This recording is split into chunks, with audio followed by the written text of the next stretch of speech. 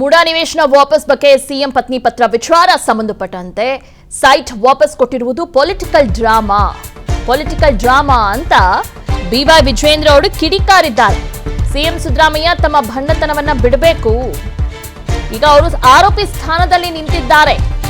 ತಕ್ಷಣವೇ ಸಿಎಂ ತಮ್ಮ ಸ್ಥಾನಕ್ಕೆ ರಾಜೀನಾಮೆ ನೀಡಬೇಕು.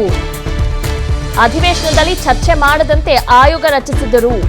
ತಮ್ಮ ವಿರುದ್ಧ ಕಳಂಕ ಬರಬಾರದೆಂದು ಆಯೋಗ ರಚನೆ ಮಾಡಲಾಗಿತ್ತು.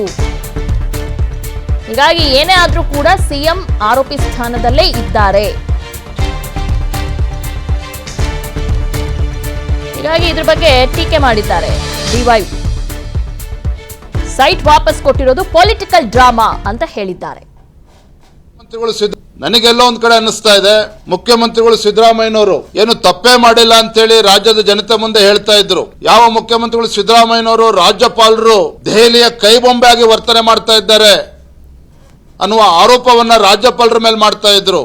ಇವತ್ತು ಆ ಸಿದ್ದರಾಮಯ್ಯನವರು ಇವತ್ತು ತಮ್ಮ ನಿವೇಶನಗಳನ್ನ ವಾಪಸ್ ಕೊಡ್ತೇವೆ ಅಂತಕ್ಕಂಥ ನಿರ್ಧಾರ ಕೈಗೊಂಡಿದ್ದಾರೆ ಅಂತ ಹೇಳಿದ್ರೆ ಎಲ್ಲೋ ಒಂದ್ ಕಡೆ ಈ ಕಾನೂನಿನ ಕುಣಿಕೆಯಿಂದ ಪಾರಾಗಬೇಕು, only to escape from the legal hurdle, ಮತ್ತೆ ರಾಜಕೀಯವಾಗಿ ಸಿಂಪತಿಯನ್ನ ಪಡೆದುಕೊಳ್ಬೇಕು, ಮತ್ತೆ ತಮ್ಮ ಸ್ವಪಕ್ಷದಲ್ಲಿ ಅವತ್ತೇನು ತೊಡೆ ತಟ್ಟೋದಕ್ಕೆ ತಯಾರಾಗಿದ್ದಾರೆ. ಯಾಕೆಂತ ಸೈಟ್ ಅನ್ನ ವಾಪಸ್ ಕೊಡ್ತೀವಿ ಅಂತ ನಿರ್ಧಾರ ಮಾಡಿದ್ದಾರೆ ಅಂತ ಹೇಳಿದ್ರೆ ಸಿದ್ದರಾಮಯ್ಯನವರು ತಪ್ಪು ಮಾಡಿದ್ದೇವೆ ಅನ್ನೋದನ್ನ ಅಧಿಕೃತವಾಗಿ ಒಪ್ಕೊಂಡಂತಾಗಿದೆ. ಯಾವ ಮುಖ್ಯಮಂತ್ರಿಗಳು ಸಿದ್ದರಾಮಯ್ಯನವರು ತಪ್ಪೇ ಆಗಿಲ್ಲ ಅಂತ ಹೇಳಿದ್ರು, ನೆನ್ನೆಯ ಅವರ ನಿರ್ಧಾರದಿಂದ ತಪ್ಪಾಗಿದೆ ಅನ್ನೋದನ್ನ ಇದು ಎಲ್ಲವೂ ಕೂಡ ಇದರಿಂದ ಬಹಿರಂಗ ಆಗಿದೆ. ಹಾಗಾಗಿ ಎಲ್ಲೋ ಒಂದು ಕಡೆ ಇಟ್ಸ್ ಅ ಪೊಲಿಟಿಕಲ್ ಡ್ರಾಮಾ. ನಿವೇಶನ ದಸರಾ ಹಿನ್ನೆಲೆ ಹೊಸ ದಾಳ ಉರುಳಿಸಿದ್ರ ಸಿದ್ದರಾಮಯ್ಯ. ಮುಜುಗರದಿಂದ ತಪ್ಪಿಸಿಕೊಳ್ಳಲು ಮೂಡಾ ಸೈಟ್ ವಾಪಸ್ ಕೊಟ್ರ. ಮೈಸೂರು ದಸರಾ ಉದ್ಘಾಟನೆಗೂ ಮುನ್ನ ನಿವೇಶನವನ್ನ ವಾಪಸ್ ಹಿಂದಿರುವಂತ ಉದ್ದೇಶ ಏನು? ತವರು ಜಿಲ್ಲೆಯಲ್ಲಿ ಮುಜುಗರದಿಂದ ಪಾರಾಗಲು ಈ ರೀತಿಯಾದಂತ ಪ್ಲಾನ್ ಮಾಡಿದ್ರ ಸಿದ್ದರಾಮಯ್ಯನವರು.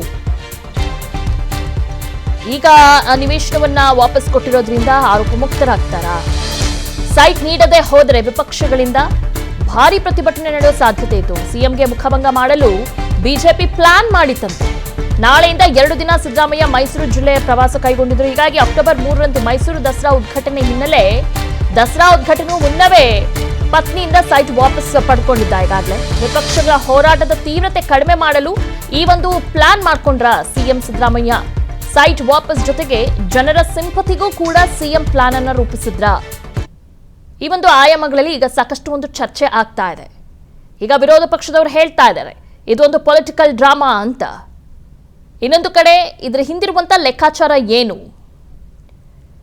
ಎಲ್ಲೋ ಒಂದ್ ಕಡೆ ಸೈಟ್ ವಾಪಸ್ ಕೊಡೋದ್ರ ಜೊತೆಗೆ ಜನರ ಸಿಂಪತಿಗೂ ಕೂಡ ಇಲ್ಲಿ ಸಿಎಂ ಪ್ಲಾನ್ ಮಾಡ್ಕೊಂಡಿದ್ದಾರಾ? ಈ ಒಂದು ಆಯಾಮಗಳಲ್ಲಿ ಒಂದಷ್ಟು ಚರ್ಚೆ ಆಗ್ತಾ ಇದೆ. ಯಾಕಂದ್ರೆ ಏಕಾಏಕಿ ವಾಪಸ್ ಕೊಟ್ಟಿದ್ದಾರೆ ಅಂದ್ರೆ ಏನೋ ಅದರಿಂದ ಒಂದು ಲೆಕ್ಕಾಚಾರ ಇರುತ್ತೆ. ನಾಳೆಯಿಂದ 2 ದಿನ ಸಿದ್ದರಾಮಯ್ಯ ಅವರು ಮೈಸೂರು ಜಿಲ್ಲಾ ಪ್ರವಾಸವನ್ನ ಕೈಗೊಂಡಿದ್ದಾರೆ. ಅಕ್ಟೋಬರ್ 3ನೇ ತಾರೀಕು ಮೈಸೂರು ದಸರಾ ಉದ್ಘಾಟನೆ ಕೂಡ ಇರುತ್ತೆ. ಎಲ್ಲೋ ಒಂದ್ ಕಡೆ ವಿಪಕ್ಷಗಳ ಹೋರಾಟ ತೀವ್ರತೆ ಕಡಿಮೆ ಮಾಡಲು ಈ ಒಂದು ರಣತಂತ್ರವನ್ನ ರೂಪಿಸಿದ್ದಾರಾ ಸಿದ್ದರಾಮಯ್ಯನವರು? ಓಕೆ, ಎಲ್ಲದ್ರ ಬಗ್ಗೆ ಡೀಟೇಲ್ಸ್ ಅನ್ನ ನೀಡ್ತಾರೆ ನಮ್ಮ ಪೊಲಿಟಿಕಲ್ ರಿಪೋರ್ಟರ್ ಸಂಜಯ್. ಈಗ ನಿವೇಶನಗಳನ್ನ ವಾಪಸ್ ಕೊಟ್ಟಿರುವ ಹಿಂದೆ ಏನ್ ಲೆಕ್ಕಾಚಾರ ಇರಬಹುದು ರಾಜಕೀಯವಾಗಿ? ಖಂಡಿತವಾಗಿಯೂ ದಿವ್ಯಾ, ಏನು ಏಕಂತಂದ್ರೆ ಈಗಾಗಲೇ ಮೂಡ ಆ ಪ್ರಕರಣದಲ್ಲಿ ಸಿಎಂ ಸಿದ್ದರಾಮಯ್ಯನವರಿಗೆ ಸಾಕಷ್ಟು ಮುಜುಗರವನ್ನು ತಂದಿದೆ. ಯಾಕಂತಂದ್ರೆ ರಾಜಕೀಯವಾಗಿ ಎಂದೂ ಸಹ ಸಿದ್ದರಾಮಯ್ಯನವರು ಈ ಪರಿಯ ಒಂದು ಮುಜುಗರವನ್ನು ಅನುಭವಿಸಿರಲಿಲ್ಲ. ಮೂಡ ವಿಚಾರದಿಂದ ಸಾಕಷ್ಟು ಒಂದು ಹಿನ್ನಡೆ ಆಗ್ತಾ ಇರ್ತಕ್ಕಂಥದ್ದು ರಾಜಕೀಯವಾಗಿ ಇರಬಹುದು. ಅವರ ಸಾರ್ವಜನಿಕ ಜೀವನದಲ್ಲಿ ಸಿಎಂ ಸಿದ್ದರಾಮಯ್ಯನವರಿಗೆ ಎಂದೂ ಸಹ ಈ ರೀತಿಯ ಒಂದು ಮುಜುಗರ ಬಂದಿರಲಿಲ್ಲ. ಆದರೆ ಇವಾಗ ಮುಜುಗರ ಸಾಕಷ್ಟು ದೊಡ್ಡ ಮಟ್ಟದಲ್ಲಿ ಆಗ್ತಾ ಇರ್ತಕ್ಕಂಥದ್ದು.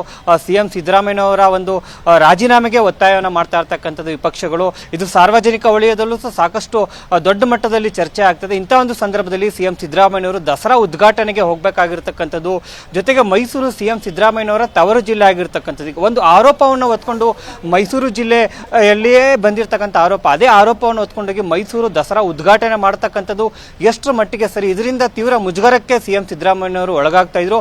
ಇದನ್ನು ಅರಿತ ಸಿಎಂ ಸಿದ್ದರಾಮಯ್ಯನವರು ಈಗ ತಮ್ಮ ಪತ್ನಿ ಪಾರ್ವತಿ ಅವರಿಂದ ಮೂಡ ಪ್ರಕರಣದ ಸೈಟ್ಗಳನ್ನು, ಅಂದ್ರೆ ಆ ಪ್ರಕರಣದಲ್ಲಿ ಕೇಳಿ ಬಂದಿರತಕ್ಕಂಥ ಸೈಟ್ಗಳನ್ನು ವಾಪಸ್ ಕೊಡಿಸಿದ್ದಾರಾ ಅಂತಕ್ಕಂಥ ಒಂದು ಚರ್ಚೆ ಶುರು ಆಗಿರ್ತಕ್ಕಂಥದ್ದು. ಯಾಕಂತಂದರೆ ದಸರಾ ಉದ್ಘಾಟನೆ ಸಂದರ್ಭದಲ್ಲಿ ವಿಪಕ್ಷಗಳು CM ಸಿದ್ದರಾಮಯ್ಯನವರಿಗೆ ಏನೋ ಸಾಕಷ್ಟು ಮುಜುಗರವನ್ನು ಉಂಟು ಮಾಡಲು ಸಿದ್ಧತೆಗಳು ನಡೆಸಿದ್ದವು.